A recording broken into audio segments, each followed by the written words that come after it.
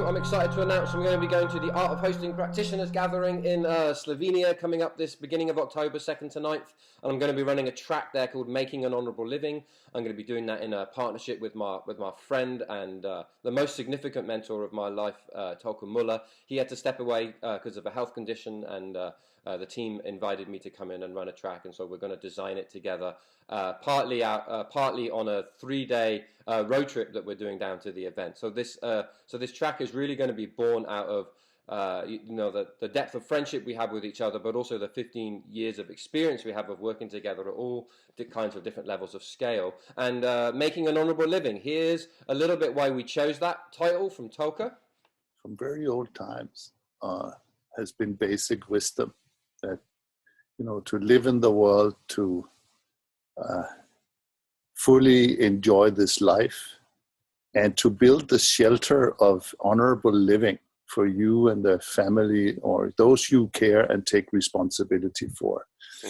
And in this dance between my learning journey, my earning journey, and my contribution to the community or the human species or planet or universe, whatever scale you would want to look at it, I find that it's important to make not just a living, but an honorable living. And it's good to have just enough, not too much, then you worry about your wealth.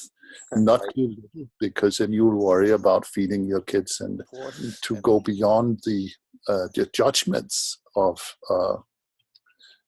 love money or fear money. Making a living can create a shelter. That's right. Of strength instead of a platform of anxiety and busyness. Fear and ego and right. And all those things. So right.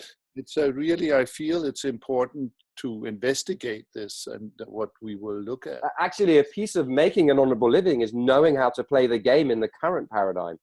I would agree.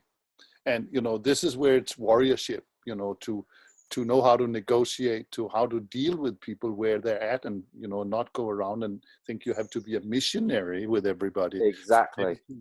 It's an art to play that game. That's and right. It's a sport. And I think if those of us who are practitioners of creating spaces and processes for good change to take place, it's wise to begin to strengthen that ability and widen it, and learn how to enjoy the sport without getting lost in it. Absolutely. Love it. Great. So come along. It's going to be a chance for us to really dig into some stories and situations where kind of like power and passion and purpose have all collided into tough choices. We'll look at the trajectory of what it means to go from like being in an art of hosting or having some training and aspiration to do things differently to building a business over time, and we'll track some of the major choice points along that journey.